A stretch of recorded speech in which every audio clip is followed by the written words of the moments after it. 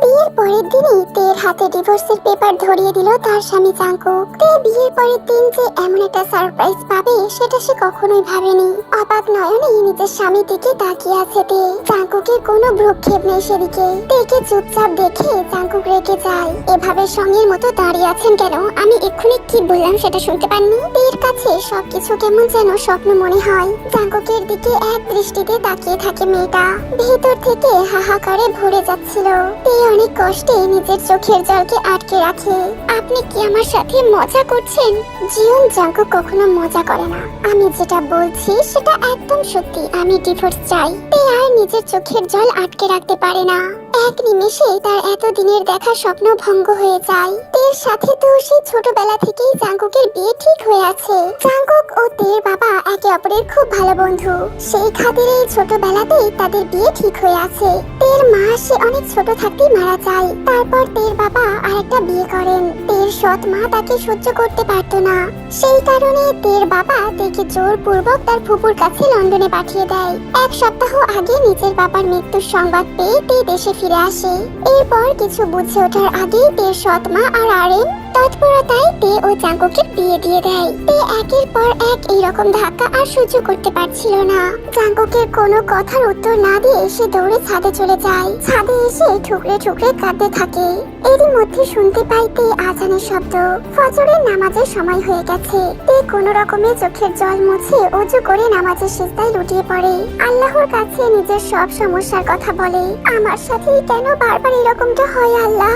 আমি তো কারোর সাথে কোনো অন্যায় কিছু করিনি। প্রথমে নিজের বাবার মৃত্যু, হঠাৎ করে এইভাবে বিয়ে, আর এখন বিয়ের পরের দিনই আমি যে আর পারছি না। নামাজ শেষ করে বিছানায় এসে গা এলিয়ে দেয়তে হঠাৎ করে জাঙ্কুক এসে বলে, তখন ওভাবে কোথায় পালিয়ে গিয়েছিলেন? আমার কথা কি আপনার কানে যায়নি? তে চোখ বন্ধ করে মনে শক্তি জোগায়। না, এত সহজে আমায় ভেঙে পড়লে চলবে না। তে জাঙ্কুকের সামনে এসে সরাসরি প্রশ্ন করে, আপনি কেন বিয়ের পরের দিনই আমাকে ডিভোর্স দিতে চাইছেন সেটা আগে বলুন। আমি যতদূর জানি কোনো কারণ ছাড়া এভাবে ডিভোর্স হয় না। আমার কি কোনো কমতি আছে? হ্যাঁ আছে। আমার কোনো ইন্টারেস্ট নেই আপনার উপর। ছোটবেলা থেকে আমার ইচ্ছা ছিল আমার পছন্দেই আমি বিয়ে করব। সেখানে না জানি আপনি কোথায় থেকে উড়ে এসে জুড়ে বসলেন। যাকে আমি চিনি না জানি না, হুট করেই বাবার কথা মতো তাকে বিয়ে করতে হলো। এরকম সম্পর্কে আমি ইন্টারেস্টেড নই। এই কথাগুলো শুনে কি প্রতিক্রিয়া করবে ভেবে পাচ্ছিল না। ঠিক আছে, আপনার ইচ্ছাই পূরণ হবে। আপনি আমাকে 1 মাসের সময় দিন। আমি হরপ করে বলে দিলাম এই 1 মাসে আপনি আমাকে ভালোবেসে ফেলবেন। আর যদি ভালো না বাসেন তাহলে আমি নিজে আপনাকে ডিভোর্স দিয়ে চলে যাব। জাঙ্কুকের কথা শুনে বেশ অবাক হয়। সে হেসেই ফেলে কথাটা শুনে। আপনি হাসছেন কেন? না, দেখছিলাম যে লন্ডনে থাকা একটা মেয়ে কিভাবে এত বোকা হতে পারে। আমি ভেবেছিলাম আপনি অনেক আধুনিক এবং স্মার্ট হবেন, বাট এখন দেখছি পুরোটাই উল্টো। আমি লন্ডনে বড় হলেও একজন মুসলিম বাঙালি হিসাবে বড় হয়েছি। আমার ফুপুমণি আমাকে কোনো খারাপ শিক্ষা দেননি। তার শিক্ষাকে কাজে লাগিয়েই আমি চলবো। তবে আপনি আমাকে খুব বেশি সহজ ও সরল ভাববেন না। আমাকে বাইরে থেকে দেখতে যতটা নরম লাগে, ভেতর থেকে আমি ততটাই শক্ত। আমি শুধু আপনাকে একটা সুযোগ দিতে চাইছি, কিংবা বলতে পারেন আপনার সাথে 1 মাসের একটা বাজি ধরছি। আপনাকে বেশ ইন্টারেস্টিং লাগছে। ঠিক আছে, আমি আপনার প্রস্তাবে রাজি। দিলাম আপনাকে 1 মাস সময়। দেখি আপনি কি করতে পারেন। তে বিজয়ের হাসি হাসে। তেকে এভাবে হাসতে দেখে জাঙ্কুক ভ্রু কুঁচকে ফেলে। তে কোনো কিছু না বলে বেরিয়ে যায় রুম থেকে। আজ থেকে যে তের নতুন লড়াই শুরু। জীবনে অনেক লড়াই করেই তো মেয়েরা বড় হয়েছে। সব লড়াইয়ে ধৈর্য ধরে আল্লাহর নাম নিয়ে গেছে। এবারও তাই করবে। জিন মন খারাপ করে রান্না করছিলেন। এই বয়সেও বাড়ির সব কাজ তাকে একাই করতে হয়। জিন হলো জাঙ্কুকের মা। এই বাড়ির কর্ত্রী, কিন্তু কেউই তাকে মানে না। স্বামী ব্যস্ত রাজনীতি আর ব্যবসা নিয়ে। বড় ছেলে যেই হোক ডাক্তার, যেই হোক স্ত্রী ন্যান্সি পায়ের উপর পা তুলে সারাদিন বসে থাকে। জিন তাকে অনেক চেষ্টা করেও তাকে দিয়ে কোনো কাজ করাতে পারে না। বাড়িতে কাজের লোক আছে বইকি, কিন্তু জিন চান সংসারের কিছু কাজ, যেমন রান্না বান্না অন্তত বাড়ির বউরা করুক। জিন আশায় ছিলেন যে জাঙ্কুকের বউ এসে অন্তত এই সংসারের হাল ধরবে। কিন্তু যখন শুনলেন জাঙ্কুকের বউ লন্ডনে বড় হয়েছে, যাচ্ছে। তখন তার সেই আশাটাও মাটি হয়ে গেল। তিনি ভাবলেন এই মেয়ে আর যাই হোক সংসারই তো হবেই না। এইসব ভেবেই একা একা রান্না করছিলেন তিনি। ততক্ষণে তেও রান্নাঘরে চলে আসে। জিন তের দিকে অবাক হয়ে তাকিয়ে আছেন। তে এক বাঙালি বধূর মতো মাথায় ঘোমটা দিয়ে দাঁড়িয়ে আছে।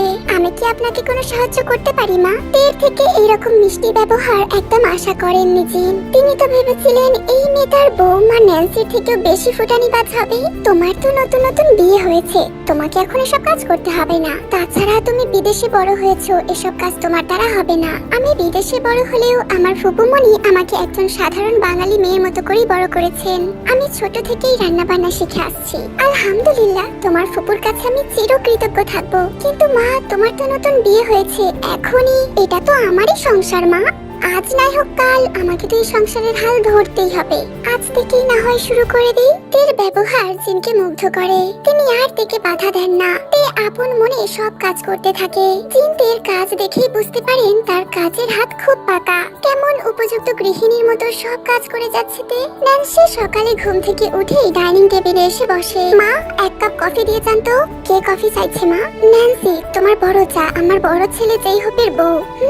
আপনি দাঁড়ান, আমি যাচ্ছি। জিন তের হাতে কফি দেন। তে কফিতে আরেকটু বেশি পরিমাণে চিনি মিশিয়ে দেয়। জিন কিছু বলতে চাইলে তে বলে, আমার উপর ভরসা রাখুন মা। তে কফি নিয়ে সরাসরি ন্যান্সিকে গিয়ে দেয়। তুমি বিয়ের পরে তুমি রান্নাঘরে ঢুকে গেছো। শুনেছিলাম তুমি লন্ডনে বড় হয়েছো।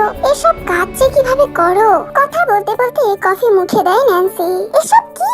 এত মিষ্টি কফি খাওয়া যায় নাকি? তে কফিতে চুমুক দিয়ে বলে, আরে আমার তো ভালোই লাগছে। তোমার যদি ভালো না লাগে নিজে রান্না করে খাও না। তুমি করে বলছি বলে আবার কিছু মনে করো না। তুমি তো আমার বড় যা, তাই বড় বোনের মতোই। যাই হোক, এই বয়সে তোমার শাশুড়ি মা রান্না করে তোমার মুখের সামনে এনে দেবে, আর তুমি পায়ের ওপর পা তুলে বসে খাবে, সেটা তো হবে না। How dare you! তুমি আমাকে চেনো? আমি কে? আমার বাবা কে জানো? মিনিস্টার কাই। আমি মিনিস্টার কাইয়ের মেয়ে। আমার বাবার পাওয়ার সম্পর্কে কোনো ধারণা নেই তোমার। আর তুমি কিনা আমাকে রান্না করতে বলছো? ও আচ্ছা, তুমি মিনিস্টারের মেয়ে বলে পায়ের ওপর পা তুলে খাবে। ঠিক আছে, তাহলে তোমাকে রান্না করতে হবে না। কিন্তু তোমার জন্য তো পারফেক্ট ভাবে খাবার তৈরি হবে না। যেমন খাবার তৈরি হবে তেমনই কিন্তু তোমাকে খেতে হবে। ন্যান্সি রেগে গিয়ে গরম কফি তের দিকে ছুটতে যাবে। তার আগেই তে তার হাতটা ধরে ফেলে, যার ফলস্বরূপ কিছুটা কফি ন্যান্সির হাতে পড়ে। যন্ত্রণায় কোকিয়ে ওঠে ন্যান্সি। তুমি মিনিস্টার কাইয়ের মেয়ে হলেও আমি কিন্তু সাবেক প্রাইম মিনিস্টার সুবিনের মেয়ে। আমার সাথে পাঙ্গা নিতে এসো না ভাবি। তে ন্যান্সিকে টেনে রান্নাঘরে নিয়ে যায়। ন্যান্সির হাতে হাতা খুন্তি ধরিয়ে দেয়। ন্যান্সির আগে চোখে তাকালে তে মুচকি হেসে বলে, তুমি তো শুনলাম বাড়িতে সারাদিন শুয়ে বসে কাটাও। আজকে তার থেকে ভালো হবে রান্না বান্না করো, শরীরের ব্যায়াম তো হবে। ন্যান্সি হাতে থাকা খুন্তি ছুঁড়ে মেরে বলে, তোমার সাহস দেখে আমি অবাক হয়ে যাচ্ছি। আমার সাথে এমন ব্যবহার করার ফল যে কি হতে পারে সেটা তোমার জানা নেই। তে এতক্ষণ হাসি মুখ করে থাকলেও এখন তার চোখ মুখ শক্ত হয়ে যায়। তোমার ব্যাপারে আমি অনেক কিছুই জানি, সেগুলো অন্যরা জানলে কিন্তু ভালো হবে না। ন্যান্সির তেজ হঠাৎ করে কোথায় যেন হাওয়ায় মিলিয়ে গেল। তের এমন শক্ত কথা দেখে ন্যান্সি অনেকটা ভয় পেয়ে যায়। তে আর কিছু না বলে কাজে মন দেয়। জিন আর তে একসাথে কাজ করছিল। ন্যান্সি দাঁড়িয়ে দাঁড়িয়ে কিছু একটা ভাবছিল। 10 মিনিট সময় দিলাম, হয় কাজে লেগে পড়ো আর না হয় তোমার। ন্যান্সি আর কিছু না বলে কাজে লেগে পড়ে। জীবনে এই প্রথমবার কাজ করছে সে। বিরক্ত লাগছে খুব, সাথে রাগও হচ্ছে। কিন্তু ন্যান্সি অন্তত এইটুকু বুঝতে পেরেছে এই তেকে দেখে যতটা সহজ সরল লাগছে ততটা সে না। তে খুব ধুরন্তর একটা মেয়ে, হয়তো সবার সামনে অভিনয় করে চলেছে। নিশ্চয়ই এই মেয়েটার এরকম কাজের পেছনে বড় কোনো উদ্দেশ্য আছে। সেই উদ্দেশ্যটাই ন্যান্সিকে খুঁজে বার করতেই হবে। জাঙ্কুক নিজের রুমে বসে ল্যাপটপে কাজ করছিল। নতুন একটা প্রজেক্ট নিয়ে খুব ব্যস্ত সে। এমন সময় জাঙ্কুকের বাবা আরএম তার রুমের বাইরে এসে বলে, ভেতরে আসবো জাঙ্কুক? জাঙ্কুক আর চোখে নিজের বাবার দিকে তাকায়। এমনিতে বাবার সাথে তার খুব ভালো সম্পর্ক, কিন্তু হঠাৎ করে তার আমাদে তের সাথে বিয়ে দেওয়ায় খুব রেগে আছে তার বাবার উপর। হ্যাঁ এসো। অফিসের কাজের প্রেশার নিশ্চয়ই বেড়েছে। হ্যাঁ, একটা নতুন প্রজেক্টে কাজ করতে হচ্ছে। দেখো জাঙ্কুক, আমি তোমার বাবা। আমি যা করি তোমার ভালোর জন্যই করি।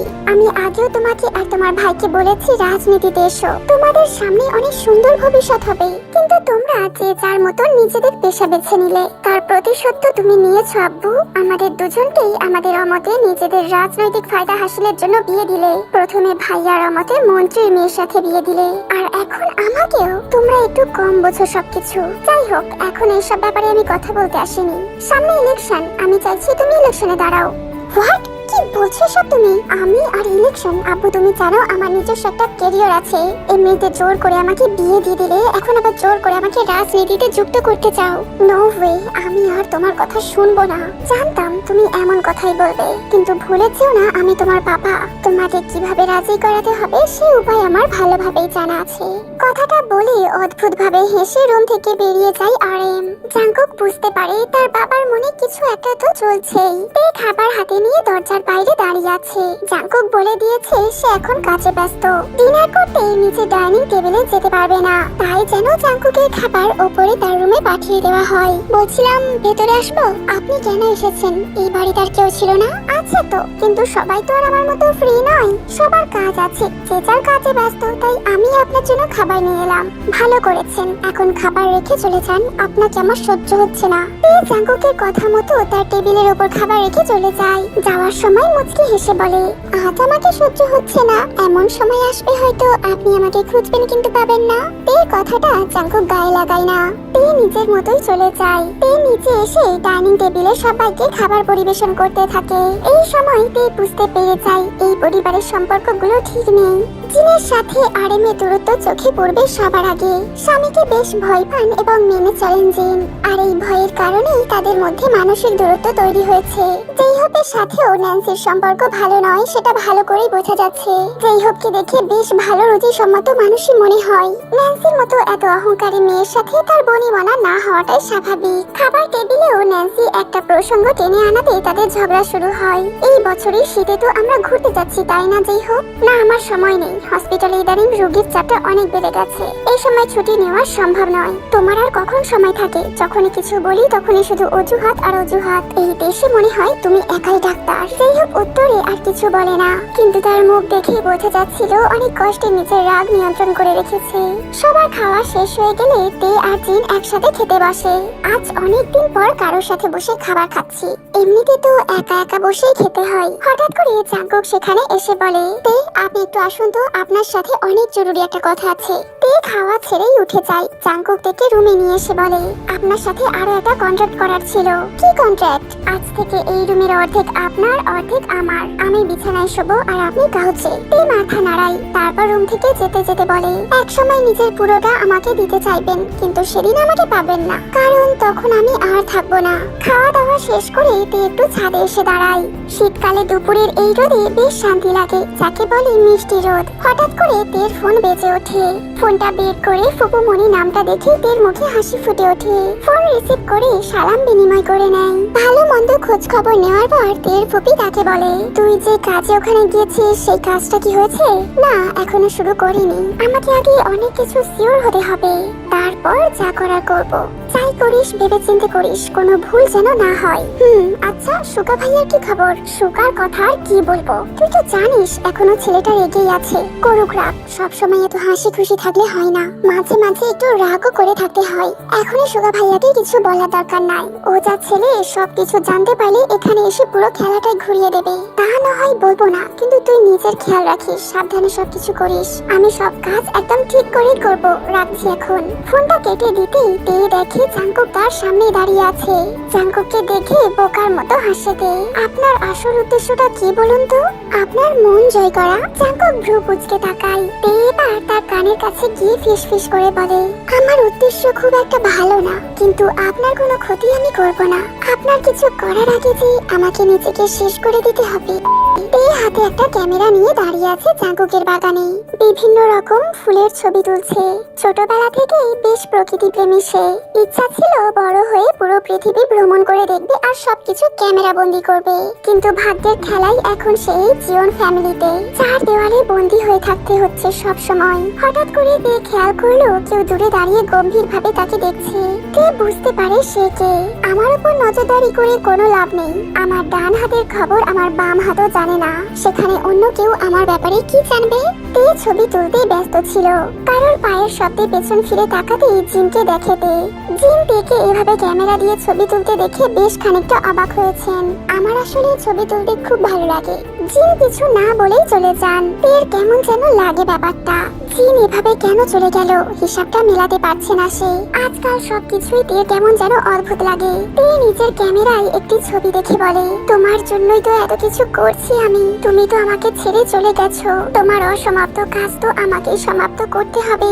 তুমি তো বলেছিলে আমায় যখন আমি থাকবো না তখন কিন্তু তোকে এসব করতে হবে। আমি তো তাই করছি। নিজের জীবনের ঝুঁকি নিয়ে হলেও আমি করব। জাঙ্কুক রোজ সকালের মতো জগিং করতে বের হয়েছে। আজ সকালে উঠে তেকে দেখেনি। ব্যাপারটাকে একদম গুরুত্ব দেয়নি সে। এমনিতেও মেয়েটাকে সহ্য হয় না তার। কেন যে 1 মাসের চুক্তি করলো সে? মেয়েটা মাঝে মাঝে এমন সব কথা বলে যেন মেয়েটাকে ছাড়া জাঙ্কুকের চলবেই না। জাঙ্কুক নিজের গলার চেন থেকে একটা ছবি বের করে, একটা বাচ্চা মেয়ের ছবি। ছবিটা দেখে দীর্ঘ শ্বাস ফেলে জাঙ্কুক। আমি কিন্তু এখনো তোমার অপেক্ষায় আছি বন্ধু। তুমি বলেছিলে তুমি আমার কাছে একদিন ঠিকই ফিরবে। আমি সেই দিনের অপেক্ষায় আছি। তুমি ছাড়া আর কাউকে নিজের মনে ঠাঁই দেব না আমি। আর ওই মেয়ে ভাবছে ওকে 1 মাসের মধ্যে ভালোবেসে ফেলবো। 1 মাস তো দূরের কথা, সারা জীবন এখানে পড়ে থাকলেও ওর জন্য আমার কোনো অনুভূতি নেই। আমি শুধু তোমাকেই ভালোবাসি বন্ধু। এই ন্যান্সির রুমের পাশ দিয়ে যাওয়ার সময় তার কিছু কথা শুনতে পাই। আজকে রাতেই যা করার করবে, সবকিছু যেন ঠিকঠাক হয়। কোনো ভুল কিন্তু আমি পছন্দ করি না। বিপরীত দিক থেকে উত্তর আসে, আমি সব কাজ একদম ঠিকভাবেই করব। কাক পক্ষী কেউ টের পাওয়ার আগে খেল খতম করে দেব একদম। গুড, তাহলে আমি এখন রাখছি। ন্যান্সি ফোন রেখে দিয়ে রহস্যজনক হাসে। তে ন্যান্সির সেই হাসি ভালোভাবে পর্যবেক্ষণ করে বলে, এই হাসি যে আমার খুব চেনা। তাহলে ন্যান্সি ভাবে কি সেই যার খোঁজ আমি এতদিন ধরে করছিলাম? তে দরজার কাছেই দাঁড়িয়েছিল। তখনই হঠাৎ করে যেই হোক চলে আসে। তুমি এখানে কি করছো? এদিকেই যাচ্ছিলাম, আসলে কিছু কাজ ছিল।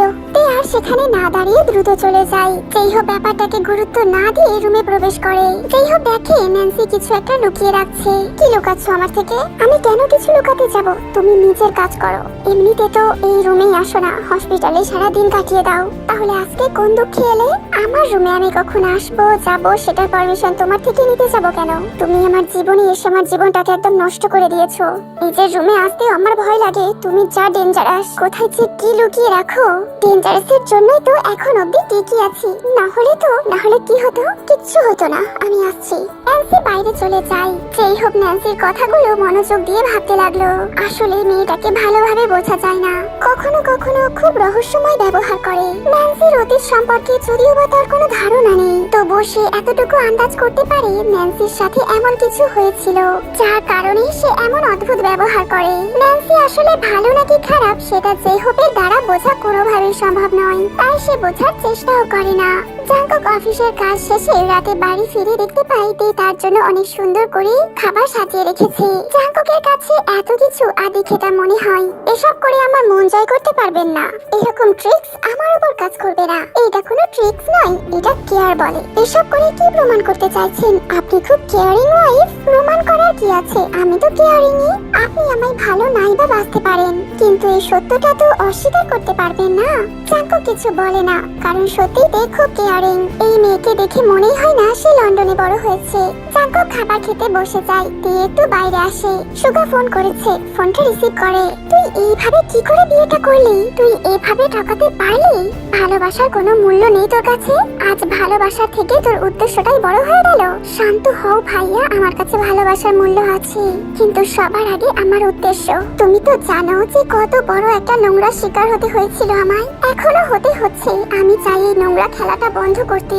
রাজনীতির এই নোংরা খেলায় কত মানুষের জীবন গেল, তার মধ্যে আমার বাবাও অন্যতম। আমার মনে হয় না তার মৃত্যুটা স্বাভাবিক বলে। ডাক্তারের রিপোর্ট তো তাই বলছে। তাহলে তোর কিসের সন্দেহ? আর কার উপর সন্দেহ তোর? আমার সন্দেহ মিসেস আয়ুর উপর। আমার সৎমা মিসেস আয়ু মহিলাটাকে বরাবরই আমার সন্দেহজনক মনে হয়। আমি খোঁজ নিয়ে তোকে বলছি, এরপর থেকে আমাকে না জানিয়ে কিচ্ছু করবি না। মনে রাখবি, তোর প্রত্যেকটা নিঃশ্বাসের খবর আমাকে দিতে হবে। তেই মুচকি হেসে ফোনটা কেটে দেয়। তারপর বলে, সেটা তো সম্ভব নয়, কারণ তোমাদের থেকে অনেক কিছু লুকিয়েছি। তোমরা আমার ব্যাপারে বা এই রহস্যের ব্যাপারে যা জানো সেটা তো সম্পূর্ণ নয়। আমার রহস্যের শিকড় যে অনেক গভীরে লুকায়িত আছে, সেই শিকড় পর্যন্ত তোমরা কেউই পৌঁছাতে পারবে না। আর আমি চাইও না তোমরা কেউ পৌঁছাতে পারো। দূর থেকে দাঁড়িয়ে কেউ একজন তের উপরে নজর রাখছিল। তোমার ব্যাপারে আমি সবকিছুই জানি। আমি তোমার শুভাকাঙ্ক্ষী নাকি শত্রু সেটা বলতে পারবো না, তবে এটা আমি জানি যে আমাদের উদ্দেশ্য অনেকটা একই, তবে পথটা আলাদা। তুমি যা করো গোপনে করো আর আমি সরাসরি। কিন্তু তুমি হয়তো জানো না আমি তোমার সব গোপন ব্যাপারে জানি। আগন্তুক কথাটা বলে রহস্য যেন ঘেঁষে চলে যায়। এই রাতে একা একা গোপনে কোথাও বেরিয়ে যায়। কেউ একজন তার পিছু নেই। কিছু দূর যাওয়ার পর তে পেছনে তাকাই। আপনার অপেক্ষাতেই ছিলাম মিসেস জিন। আমি আগে থেকেই জানতাম তুমি তাহলে ফিরে এসেছো? হ্যাঁ, আমি এসেছি। আমাকে তো ফিরে আসতেই হতো প্রতিশোধ নিতে। আমিও তোমার মতো প্রতিশোধই নিতে চাই। তবে হ্যাঁ, আমি জানি আপনি সবার উপর প্রতিশোধ নিলেও নিজের স্বামীর উপর প্রতিশোধ নিতে পারবেন না। এখানেই আপনার সাথে আমার পার্থক্য। আমি অন্য সবার উপর প্রতিশোধ নিতে তোমাকে সাহায্য করতে পারবো, কিন্তু নিজের স্বামীর উপরে আঁচ লাগতে দেব না। এই জন্য আমি বলি আমি তোমার বন্ধু আবার শত্রু। আপনি এতদিন ধরে আমার উপরে নজর রাখছিলেন তাই না? হ্যাঁ, আমি নজর রাখছিলাম। দেশে আসার পর তোমার সব ক্রিয়াকলাপ আমি দেখেছি। তে আর কিছু বলে না। জিন থেকে চুপ থাকতে দেখে বলে, তুমি আসলেই অনেক চালাক। আমি ভেবেছিলাম তুমি বুঝতে পারবে না, কিন্তু সবই বুঝে গেছো।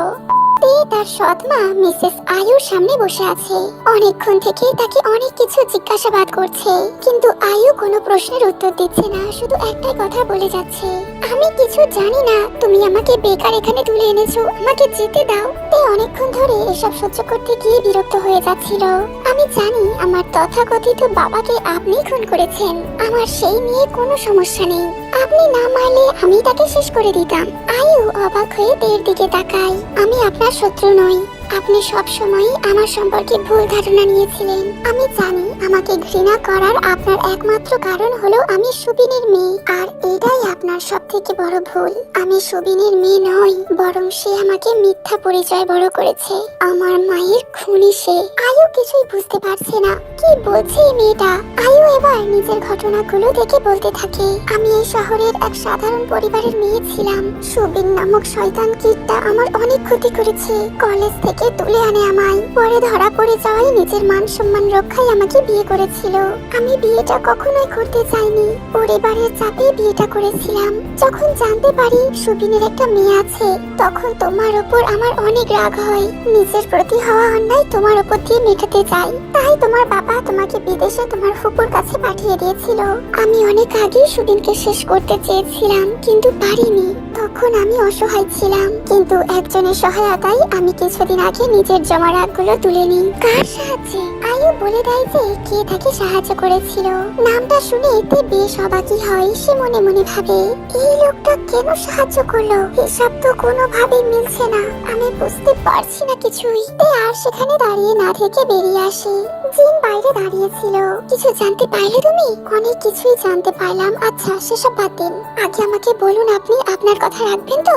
আপনি বলেছিলেন নিজের স্বামী বাদে সবার উপর প্রতিশোধ নিতে আপনি সাহায্য করবেন। হ্যাঁ, সাহায্য করব আমি। আমার টার্গেট ছিল 4 জন। তাদের মধ্যে একজন ইতিমধ্যেই নিজের স্ত্রীর হাতে খুন হয়েছে। আপনার স্বামী বাদে বাকি যে 2 জন আছে তাদের উপর প্রতিশোধ নিতে আমার পাশে থাকতে হবে। আজ বাড়ির সবার জন্য একা হাতে সবকিছু রান্না করছে। আর এমএর দলের কিছু নেতাও আজকে যোগ দিয়েছে ডিনারে। নিজের হাতে সবাইকে খাবার দিচ্ছে। খাবার টেবিলে আরএম হঠাৎ করে এমন একটা ঘোষণা করে দেন যে সবাই অবাক হয়ে যান। এই বছর আমি আর ইলেকশনে টিকিট নেব না। আমার হয়ে এবার আমার ছেলে ইলেকশনে দাঁড়াবে। আমার ছোট ছেলে জাঙ্কুক এবার আমার আসন থেকে লড়বে। জাঙ্কুক খাচ্ছিল, হঠাৎ এরকম কথা শুনে বিষম খেয়ে যায়। তার চোখে মুখে রাগ স্পষ্ট। খাবারে পানি ঢেলে দিয়ে বলে, আমি কোনোদিনও এই রাজনীতিতে নাম লেখাবো না। তোমরা যা করার করো। আমি কতবার বলবো এই কথা? আরএম সবার সামনে অপমানিত বোধ করেন, তাই উঠে এসে সবার সামনে জাঙ্কুককে ঠাস করে থাপড় মারেন। জাঙ্কুক জীবনেও তার বাবার হাতে কখনো মার খায়নি, তাই আজকে বেশ অনেকটাই অবাক হয়েছে সে।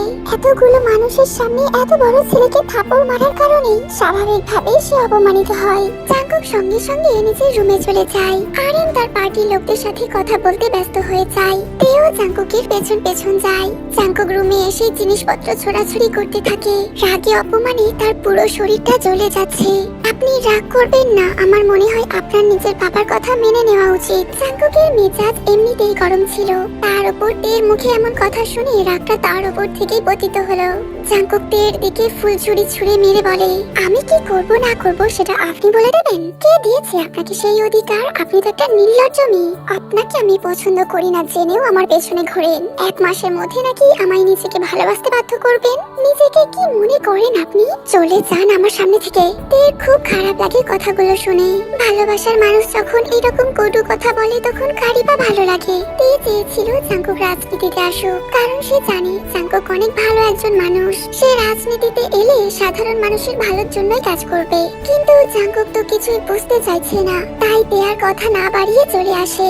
বাইরে এসে নিঃশব্দে নিজের চোখের 2 ফোঁটা অশ্রু বিসর্জন করে। জাঙ্কুক এমন করবে আমি জানতাম, তবুও কেন জানি ওর এইরকম ব্যবহার আমার সহ্য হচ্ছে না। ভালোবাসি আমি তোমাকে জাঙ্কুক, আমার ভালোবাসা তুমি বুঝতে পারছো না, কিন্তু একদিন ঠিকই বুঝবে। দেখো বেশি দেরি নেই আর সেই দিনটা। নতুন দিনের আভাস দিয়ে সূর্যের আগমন। তে ভোরে উঠে নামাজ আদায় করে বাড়ির বিভিন্ন কাজে ব্যস্ত হয়ে পড়ে। জিনের সাথে কাজের ফাঁকে কিছু পরিকল্পনাও করে নেয়। আজ রাতে একটি বড় কাজ করতে হবে তাদের। তে কাজ করে এসে জাঙ্কুকের রুমে ঢুকে দেখে তার সব জামা কাপড় অগোছালো করে রেখেছে। তে সেই সব জামা কাপড় গোছাতে গোছাতে একটি শার্টের পকেটে জাঙ্কুকের লকেটটা পায়। কৌতূহলবশত লকেটটা খুলে একটি বাচ্চা মেয়ের ছবি দেখতে পায়। ছবিটা ভালো করে দেখে তে বুঝতে পারে এটা কার ছবি। আমার ছবি আজও লকেটে রেখে দিয়েছো, কিন্তু আমাকে চিনতেই পারলে না এখনো। হঠাৎ করে জাঙ্কুক রুমে আসে। রুমে এসে তের হাতে লকেটটা দেখে তার প্রচুর রাগ হয়। এমনিতেই গতকালের জন্য তার উপর রেগেছিল, তার উপর আজকে আবার তার প্রিয় লকেটটা তের হাতে। সে নিজের জ্ঞান হারিয়ে সোজা এসে তেকে একটা থাপড় মারে। তে তাল সামলাতে না পেরে পড়ে যায়। জাঙ্কুক লকেটটা ছিনিয়ে নিয়ে বলে, আমার অনুমতি ছাড়া আমার জিনিসে হাত দিয়েছেন কোন সাহসে? খবরদার এমন ভুল করবেন না, না হলে টানতে টানতে আপনাকে বাড়ি থেকে বের করে দেব। কথাটা বলে জাঙ্কুক চলে যাচ্ছিল, তখনই তে গুনগুন করে একটি গানের কলি বলে, বুঝবি তুই খুঁজবি তুই যখন আমি থাকবো না, হাত বাড়িয়ে ডাকবি তুই আর তো ফিরে আসবো না। এই রহস্যজনক হাসছে। আছে নিজের একটা উদ্দেশ্য পূরণের পথে। তার প্রতিশোধের তালিকায় যারা ছিল তাদের একজনকে আজকে সে শাস্তি দিতে চলেছে। তার আজকের শিকার আরএম এর ডান হাত শুভ। সে আরএম এর অত্যন্ত বিশ্বস্ত একটা সঙ্গী। তের আজ মনে পড়ে যায় এই লোকটি কি করেছিল তার সাথে। তাই তে আজ সে সব কিছুর প্রতিশোধ নেবে। জিনের সাথে মিলে খুব সুন্দর একটা পরিকল্পনাও করে নিয়েছে। এখন শুধু রাত 12টা বাজার অপেক্ষা। ব্যাস, তাহলেই তে শেষ করে দেবে শুভকে। জাঙ্কুকের তখনকার ব্যবহারের জন্য তের মন খুব একটা ভালো নেই। তবে সে জানে জাঙ্কুক না জেনে এসব করেছে। যদি জাঙ্কুক জানতো তে কে, তাহলে সে কখনোই এমন ব্যবহার করতো না। তবে তে চায় না জাঙ্কুক এখনই তার সম্পর্কে জানুক। যদি জানে তাহলে তার উদ্দেশ্য পূরণের পথে বাধা সৃষ্টি করতে পারে। তাই তে আপাতত জাঙ্কুককে কিছু জানতে দিতে চায় না। জিন বাগানের ফুলগুলোতে পানি দিচ্ছে। এমনিতে এসব কাজ মালিরাই করে থাকে, কিন্তু আজকে তার বড্ড ইচ্ছা করছে এইসব কাজ করতে। এক পর্যায়ে শুভ চলে আসে সেখানে। শুভকে দেখে জিনের বুকে চিনচিনিয়ে ব্যথা অনুভব করলো। আজ রাতে এই লোকটাকে শাস্তি দিতে হবে। এটা কখনো ভাবেননি জিন। এক সময় যাকে নিজের থেকেও বেশি ভালোবাসতো, আজ কিনা তারই মৃত্যুর বন্দোবস্ত করতে হচ্ছে। শুভ জিনের সামনে এসে মাথা নিচু করে নেয়। এতটা ঠকবাজ না হলেও পারতে। আর যাকে ঠকাই না কেন, আপনাকে ঠকানোর কথা কখনো ভাবিনি। আপনি তো জানেন সেটা। জিন কোনো উত্তর দেয় না। তার সামনে ভেসে আসে অতীতের কিছু স্মৃতি। যেই ভয়ঙ্কর অতীত আজ এইরকম একটা নোংরা খেলার সৃষ্টি করেছে। রাজনীতির মঞ্চে ইউনহো এক চিরচেনা নাম। অনেক জনপ্রিয় এক জনদরদী নেতা তিনি। রাজনীতির মঞ্চে তাই তার এক আধিপত্য। ইউনহোর একমাত্র মেয়ে জেনি। দেখতে যেমন সুন্দরী তেমনই সুন্দর তার ব্যবহার। মনে কোনো রকম অহংকারের লেশ মাত্র নেই। গরিব ধনী সবাইকে এক করে নেয়। বাবা ব্যস্ত রাজনীতিতে, তাই জেনিকে দেওয়ার মতো সময় তার কাছে নেই। এই নিয়ে জেনির কোনো অভিযোগও নেই। সে জানে বাবা একজন ভালো মানুষ, যা করে মানুষের ভালোর জন্যই করে। জেনি অবশ্য একা নয়, তার সাথে রয়েছে তার ফুফাতো বোন জিন। জেনির ফুফা ফুফি অনেক বছর আগে এক সড়ক দুর্ঘটনায় মারা যায়। তারপরে ইউনহো জিনকে নিজের বাড়িতে এনে নিজের মেয়ের মতোই দেখেন। জেনির শৈশব কৈশোর কেটেছে জিনেরই সাথে। এখন দুজনেই কলেজের ছাত্রী। এই বয়সেই জিনের মনে বসন্ত লেগেছে। তাদের পাশের ভার্সিটির শুভ নামের একটি ছেলেকে মন প্রাণ দিয়ে ভালোবাসে সে। শুভ প্রথম প্রথম তাকে পাত্তা না দিলেও এখন দুজনের মধ্যে প্রণয় চলছে। অপরদিকে জেনির এসব প্রেমে কোনো আগ্রহ নেই। সে পড়াশোনা আর মানুষের সেবা নিয়ে থাকতে চায়। তবে জিনের প্রেম নিয়েও তার কোনো সমস্যা নেই। জিনের প্রেমের গল্প শুনতে তার বেশ ভালোই লাগে। এরকমই একদিন জিন জেনিকে ভার্সিটিতে নিয়ে যায় জোরপূর্বক। উদ্দেশ্য বর্ষবরণ অনুষ্ঠান দেখা। সেই অনুষ্ঠানে ভার্সিটির প্রায় সকল ছাত্রছাত্রী উপস্থিত ছিল। তাদের মধ্যে অন্যতম একজন ছিল RM। ভার্সিটির ছাত্র রাজনীতির সঙ্গে যে অতপ্রতভাবে জড়িত একটি ছাত্র সংগঠনের সাধারণ সম্পাদক সে। তারই অনুষ্ঠান দেখার সময় হঠাৎ করে RM এর চোখ আটকে যায় এক সুন্দরী রমণীর দিকে, যার সরু দুই জোড়া চোখ, গালে টোল পড়া হাসি মুগ্ধ করে তাকে। RM মুগ্ধ হয়ে মেয়েটিকে দেখতে থাকে। শুভ RM এর পাশেই দাঁড়িয়ে ছিল। ছোটবেলা থেকেই তারা একে অপরের বন্ধু। তাই RM শুভকে ডেকে মেয়েটিকে দেখিয়ে বলে, কে ওই সুন্দরী রমণী? ওই মেয়েটার কথা বলছো ওস্তাদ? ওর নাম তো জেনি, মন্ত্রী ইউনহোর একমাত্র মেয়ে। তোমাকে জিনের কথা বলেছিলাম না, আমার প্রেমিকা। জিনের মামাতো বোন ওই মেয়েটা। আমাকে যে করেই হোক মেয়েটার সাথে কথা বলার ব্যবস্থা করে দে। আচ্ছা ওস্তাদ, দেখছি। শুভ বরাবরই RM এর বাধ্য। তাই তাকে কোনো প্রশ্ন না করে সামনে এগিয়ে আসে। কিন্তু তার বুঝতে আর বাকি নেই যে ওস্তাদ প্রেমে পড়েছে। তাও আবার তারই প্রেমিকার বোনের ভাবা যায়। কিন্তু শুভর পৌঁছানোর আগেই জেনি সেখান থেকে চলে যায়। শুভ জেনিকে খুঁজে না পেয়ে জিনকে জিজ্ঞাসা করে, তোমার মামাতো বোন কোথায় গেল? এখানেই তো ছিল, জানি না কোথায় গেল। অন্যদিকে জেনি একজনের দিকে মুগ্ধ দৃষ্টিতে অপলক তাকিয়ে আছে। জীবনে প্রথম কারোর জন্য এমন অদ্ভুত অনুভূতি জন্ম হলো তার মনে। সে যেন নেশাক্ত হয়ে গিয়েছিল সুদর্শন যুবকের মধ্যে। এক পর্যায়ে চোখ যায় ছেলেটির বুকে লাগানো ব্যাচের দিকে, যেখানে লেখা ছিল কাই। তে ও জিন অধীর আগ্রহে বসে আছে 12টা বাজার জন্য। এর মাঝে জিনের চোখ ইতিমধ্যে ভিজে গেছে। তে বুঝতে পারছে তার অবস্থাটা, তাই তার বুকে মাথা রেখে বলে, এখনো ভালোবাসেন তাকে? ভালোবাসা কখনো হারিয়ে যায় না। ভালোবাসা মনের মাঝে খুব সুপ্ত ভাবে লুকিয়ে থাকে। জানি এটা বলা অন্যায় হবে, কারণ আমার স্বামী সন্তান সব আছে। তবুও সত্য তো সত্যই। শুভকে একসময় খুব ভালোবাসতাম আমি। আর আজ সেই ভালোবাসার মানুষটাকে কিনা আপনি সেই শুভকে ভুলে যান যে আপনাকে পাগলের মতো ভালোবাসতো, যে ছিল একজন সহজ সরল ব্যক্তি। বরং সেই ভয়ানক শুভকে মনে করুন, তাহলেই দেখবেন আপনি সাহস পাবেন তাকে শেষ করার। জিন মাথা নাড়াই। হঠাৎ করে তের ফোনটা বেজে ওঠে। তে ফোনটা রিসিভ করতেই বিপরীত দিক থেকে সুকা বলে ওঠে, এত বড় সত্যটা তুই কেন আমার থেকে লুকিয়েছিস? কি বলছো একটু বুঝিয়ে বলবে? তুই আমার মামাতো বোন না, সুবিনের মেয়ে না তুই। আজ মা বাবার কথোপকথনের মাধ্যমে আমি এই সত্যিটা জানতে পারলাম। তাহলে বল আমায়, কে তুই? তুমি একদম ঠিক জেনেছো, আমি তোমার মামাতো বোন নই। আমি সুবিনের মেয়ে না। আমার সাথে সুবিনের কোনো সম্পর্ক নেই। অবশ্য একদমই সম্পর্ক নেই বললে ভুল হবে। সম্পর্ক ছিল, তবে সেটা প্রতিশোধের। সেই প্রতিশোধ অন্য কেউ নিয়ে নিয়েছে। তবে আমি নিজের হাতে তাকে শাস্তি দিতে পারলে আরো বেশি খুশি হতাম। কিসের প্রতিশোধের কথা বলছিস তুই? আমাকে সত্যি করে বল, কি তোর আসল পরিচয়? সময় হলে তুমি জানতে পারবে সবকিছু। আপাতত এটা জেনে রেখো, আমার উদ্দেশ্য প্রতিশোধের। আর আজ আমি এমনই একজনের উপর প্রতিশোধ নিতে চলেছি। এমন সময় জিন বলে ওঠে, তে 12টা বেজে গেছে। তে ফোনটা কেটে দিয়ে বলে, চলুন আমাদের কাজটা শুরু করে দিই।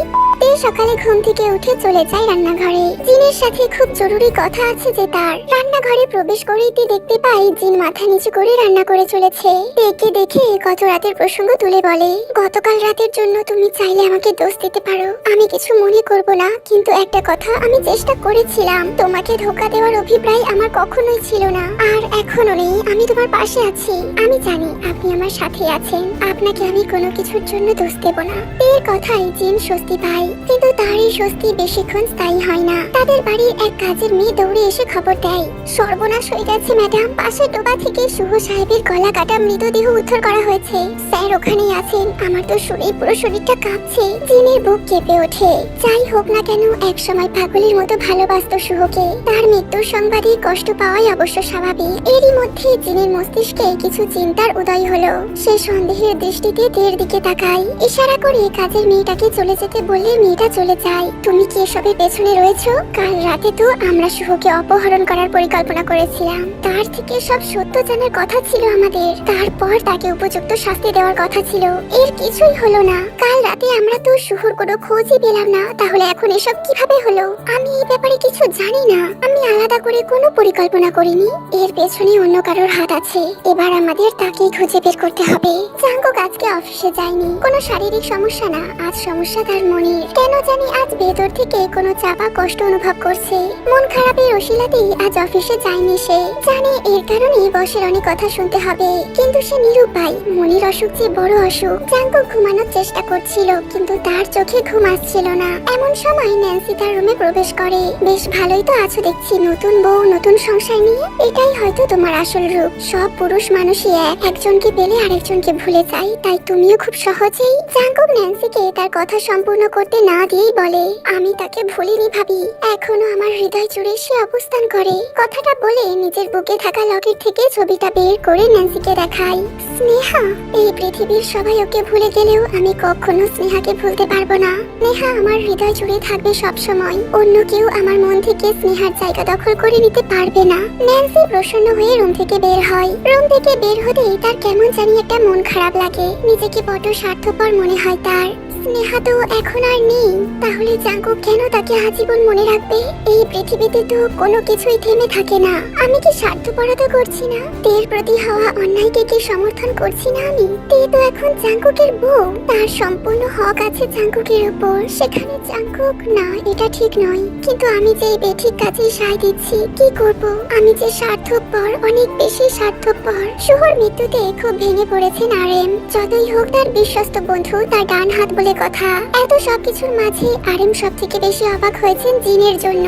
আরএম জানে জিন আর শুভর ভালোবাসার কথা। ভাগ্যের খেলায় তারা এক হতে পারেনি। জিন যখন জানিয়ে আরএমের সামনে আসে, তখন আরএম আর থাকতে পারে না। তাকে সরাসরি প্রশ্ন করেই বসে, তুমি এত নিশ্চুপ কেন আজকে? শুভর মৃত্যুর খবর কি তুমি শোনোনি? যাকে একটা সময় ভালোবাসতে, তার মৃত্যু কি বিন্দু মাত্র কষ্ট দেয়নি তোমাকে?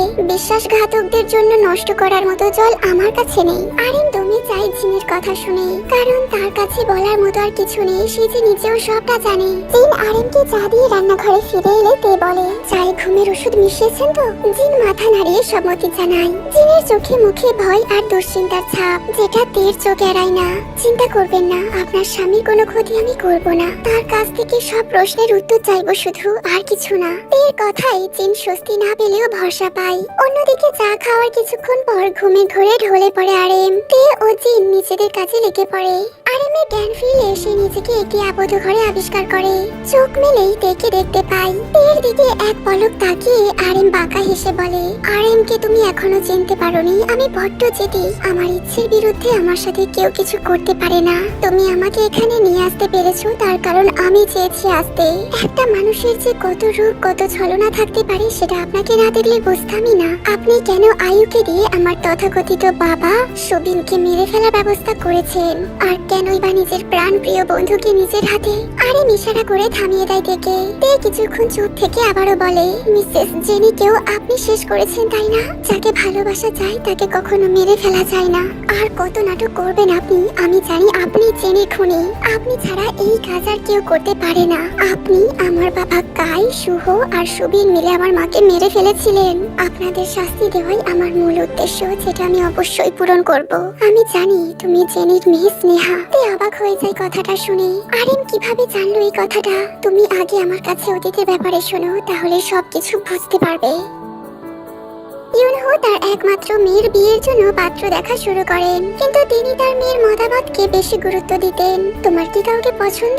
আমি তোমার বিয়ের কথা ভাবছি। জেনি তার বাবার কাছে কিছু লুকায় না। ভার্সিটির মাঠে সেদিন যেই ছেলেটাকে দেখেছিল, তার কথায় সে তার বাবাকে বলে দেয়, হ্যাঁ, কাই নামের একজনকে। সে আমাদের কলেজের লাগোয়া ভার্সিটিতেই পড়ে। ওই ভার্সিটিতে যে কাই নামের ছেলে আছে, সে তো আমার বন্ধু বগুমের ছেলে। বাহ, বেশ ভালো। আমি তাহলে বিয়ের কথাবার্তা শুরু করে দিই। তুমি এখন ভেতরে যাও। তিনি খুশি মনে নিজের রুমের ভেতরে চলে যায়। পরের দিন কলেজে যাওয়ার পথে আবারও নিজের পছন্দের মানুষটাকে সে দেখতে পায়। দূর থেকে আরিম তাকে দেখে। আসলে জেনি যাকে পছন্দ করেছিল সে আরিম নিজেই। আরিম ও কাই একে অপরের খুব ভালো বন্ধু, যাকে বলে গলায় গলায় ভাব। সেদিন অনুষ্ঠানে একে অপরের ব্যাচ পরিবর্তন করে নিয়েছিল তারা, যার কারণে জেনি আরিমকে দেখে ভেবেছিল সে কাই। আরিম নিজের চুলের স্টাইল ঠিক করে জেনির সামনে আসতে চায়, কিন্তু তার আগে জেনি কলেজে ঢুকে যায়। কলেজে বাইরের লোকদের প্রবেশের অনুমতি ছিল না, তাই আরিম কিছু করতেও পারে না। অপেক্ষা করতে থাকে ছুটি হওয়ার, কিন্তু কিছু জরুরি কাজে আরিমকে চলে যেতে হয়। টানা এক সপ্তাহ কাজের জন্য বাইরে থাকতে হয়েছিল তাকে। এই এক সপ্তাহে রাজনৈতিক দলের হয়ে অনেক কাজ করে সে নেতাদের নজরে আসে, বিশেষ করে ইউনহুর নজরে আসে সে। ইউনহু এর মধ্যে বগুমের সাথে জেনি আর কাইয়ের বিয়ের ব্যাপারে কথা বলে নিয়েছে। 1 মাসের মধ্যে বিয়ের কথাটা ঠিক হয়, তবে আপাতত কথাটা গোপন রাখা হয়। বগুম যেন হাতে চাঁদ পেয়ে যায়। অবশেষে তার স্বপ্ন পূরণ হতে চলেছে। ইউনহু বর্তমানে দলের প্রধান নেতা, অনেক সম্পত্তি আর ক্ষমতা তার মেয়েকে ছেলের বউ বানাতে পারলে সোনায় সোহাগা। আরিম কাজ সেরে ফিরে এসে আবার জেনির সাথে দেখা করে। এবার ফুল দিয়ে তাকে নিজের মনের কথাও বলে, সাথে এও বলে আমি আজ তোমার কাছে উত্তর চাইবো না, কাল দুপুরে এই সময় আমাকে উত্তর দেবে। পরের দিন যথাসময়ে জেনি এসে জানায় সেও আরিমকে ভালোবাসে। আরিম খুশিতে আত্মহারা হয়ে যায়। জেনি সেখান থেকে লজ্জায় চলে যায়। তখনও জেনি জানতে পারে না আরিমের আসল নাম। এরপর রোজই তাদের দেখা সাক্ষাৎ কথাবার্তা হতো, কিন্তু জেনি আরিমের নাম জানতে চায় না, আর আরিমও নিজের নাম বলে না। তাই তাদের মধ্যে সবকিছুই ধোঁয়াশা থেকে যায়। এরই মধ্যে একদিন ইউনহু সবার সামনে নিজের মেয়ের সাথে কাইয়ের বিয়ের ঘোষণা করে দেন। খবরটা রাজনৈতিক মঞ্চে বেশ সাড়া ফেলে। পেপার পত্রিকায় হেডলাইনের প্রধান খবরে পরিণত হয়। বিয়ের কথা প্রকাশ্যে আসার পর জেনিকে আর বাড়ি থেকে বের হতে দেওয়া হয় না। জেনিও খুশি ছিল, কারণ সে জানতো ইউনহু তার সাথে তার ভালোবাসা কি বিয়ে দিচ্ছে। অন্যদিকে আরিম যখন সংবাদটা পায় সে কষ্টে দুঃখে প্রায় পাগল হয়ে যায়। জেনির সাথে যোগাযোগ করার চেষ্টা করে। 2 দিন পরই তার বিয়ে। আরিমের একবার মনে হলো ইউনহুর সাথে কথা বলবে, কিন্তু সেটাও সম্ভব ছিল না, কারণ ইউনহুর সাথে এত সহজে দেখা করা যায় না। শেষে অনেক কষ্টে জেনির বিয়ের একদিন আগে গোপনে তার রুমে যায় আরিম। রুমে গিয়ে জেনিকে নিয়ে পালিয়ে আসতে চায় সে। এই প্রথম জেনি তার ভুলটা আবিষ্কার করে। সে যাকে কাই ভাবতো সে আসলে আরিম। জেনির চোখ বেয়ে জল পড়তে থাকে। নিজের করা ভুলের জন্য আফসোস হয়, কিন্তু নিজের বাবার মান সম্মানের কথা চিন্তা করে জেনি আরিমকে খালি হাতে ফিরিয়ে দেয়। আরিম এবার কাইয়ের কাছে যায়। যেহেতু কাই তার বন্ধু, তাই তাকে বিশ্বাস করে সব কথা বলে। কাই সব শুনে আরিমকে আশ্বাস দেয় সে সবকিছু ঠিক করে দেবে। কাইয়ের সাথে দেখা করে ফেরার পথে আরিমের একটি অ্যাক্সিডেন্ট হয়। তারপর আরিমের আর কিছু মনে নেই। জ্ঞান ফেরার পর আরিম জানতে পারে 1 সপ্তাহ ধরে সে অসুস্থ ছিল। এর মধ্যে কাই আর জেনির বিয়ে হয়ে গেছে। সবটা শুনে অনেক কষ্ট হয় তার, কিন্তু আরিম নিয়তি মনে করে সবকিছু মেনে নেয়। এসব ঘটনার পর রাজনীতিতে ব্যস্ত হয়ে যায় আরিম। ধীরে ধীরে রাজনীতিতে নিজের নাম বৃদ্ধি করে। ইউনহু সব থেকে ভরসার পাত্র হয়ে ওঠেন। ইউনহু আচমকা একদিন স্ট্রোক করেন। তার কেন জানি মনে হয় তার হাতে আর বেশি সময় নেই। নিজের মেয়েকে তো বিয়ে দিয়ে দিয়েছেন, তাই তার একমাত্র চিন্তা তার নিজের বোনের মেয়ের জিনকে সুপাত্রে দান করতে পারলেই তার শান্তি। তাই ইউনহু একদিন জিন আর আরিমকে একসাথে ডেকে বলে আমি বুঝতে পারছি আমার হাতে আর বেশি সময় নেই।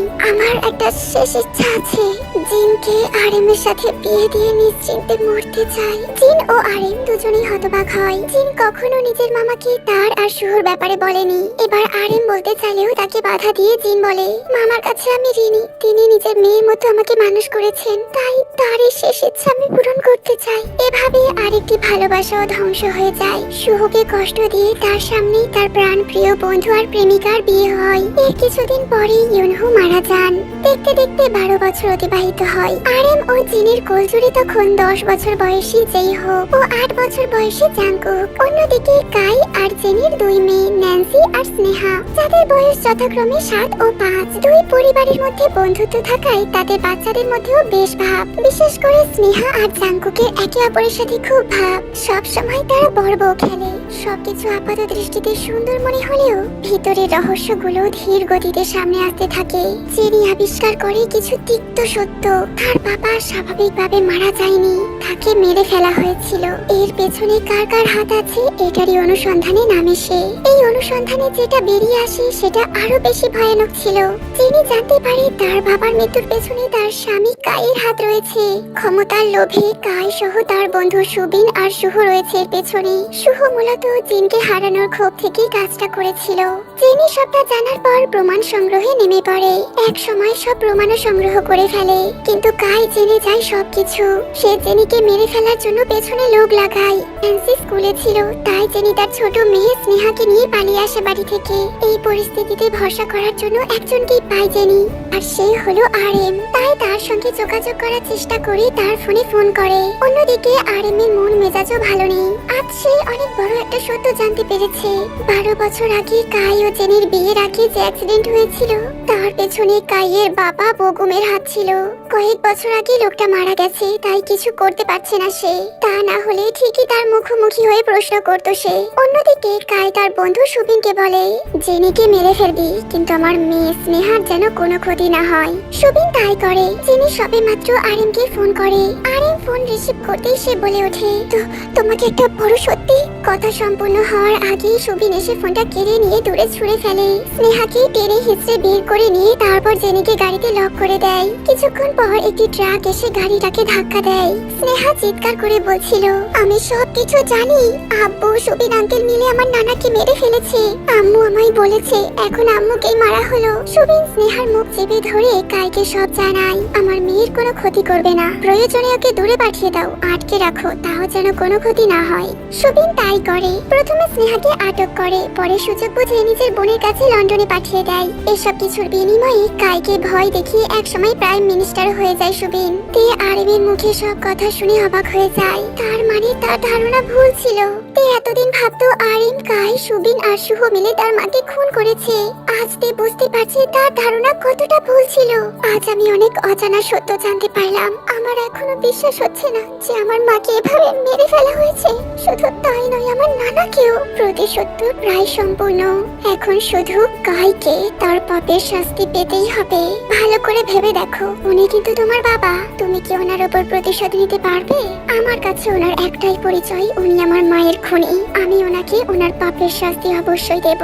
তার আর কোনো দরকার নেই। আমি অলরেডি সব ব্যবস্থা করে রেখেছি। কাইয়ের গাড়িতে টাইম বোম সেট করেছি। এতক্ষণে ও বোধহয় ন্যান্সি RM কে ফোন করে বলে, আপনাকে অনেক ধন্যবাদ আঙ্কেল, আমার মায়ের খুনিকে শাস্তি দেওয়ার জন্য।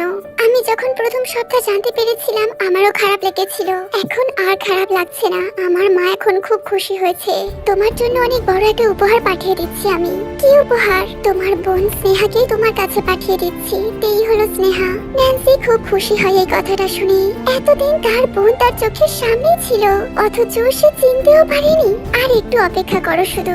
RM ফোনটা কেটে দিয়ে থেকে বলে, যাও, তুমি তোমার জীবনটা সুন্দরভাবে উপভোগ করো। যখন আমি থাকবো না তখন কিন্তু আমার অবর্তমানে তোমাকে সবকিছু সামলাতে হবে। আমার পরিবার, আমার রাজনীতি, সবকিছু। প্লিজ আমাকে ক্ষমা করবেন। আমি আর চাই করি রাজনীতি করব না। আমার একদম ভালো লাগে না এসব। শুধুমাত্র এই রাজনীতির জন্য আমার পুরো জীবনটা বদলে গেছে।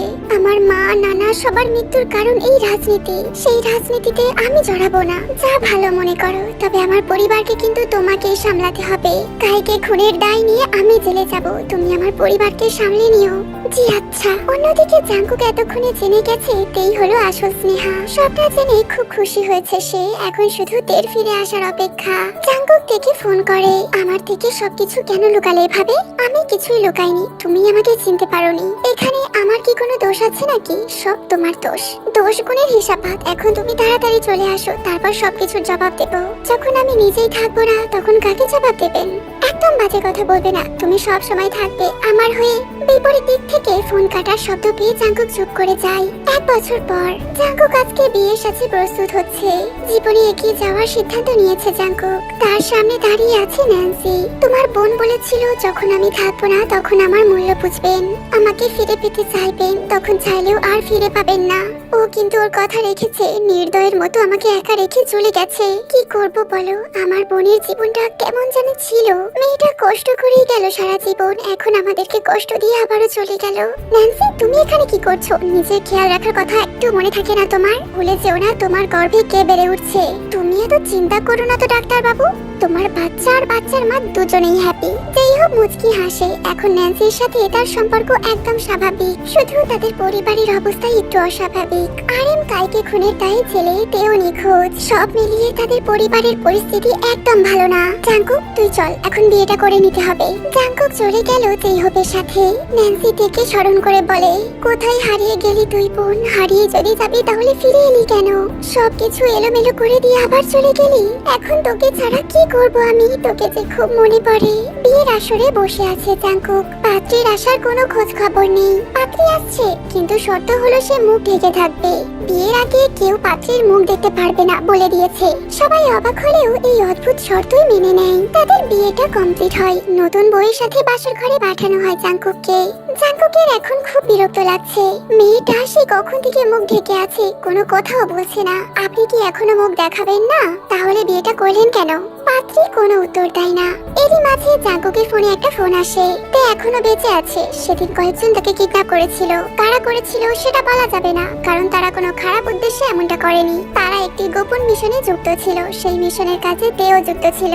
যাই হোক, সেই গোপন মিশন সম্পূর্ণ হয়েছে। আমি সুগা, সেই মিশনের প্রধান। এই মিশনটা এতটাই গুরুত্বপূর্ণ যে বাইরের কাউকে এই মিশনের ব্যাপারে জানানো যাবে না। তে কোথায়? কিন্তু অপর পাশ থেকে কলটা কেটে দেওয়া হয়। জাঙ্কুক কোনো উত্তর না পেয়ে কাঁদতে থাকে। এ কি করে ফেললো সে? তের ফিরে আসার অপেক্ষা না করে বিয়ে করে নিল। চলে যায় এখান থেকে, আপনার প্রয়োজন নেই আমার লাইফে। তখনই মেয়েটা গুনগুনিয়ে একটা গান গেয়ে ওঠে। বুঝবি তুই, কাঁদবি তুই, যখন আমি থাকবো না। হাত বাড়িয়ে ডাকবি তুই, আর তো ফিরে আসবো না। তুমি ফিরে এসেছো?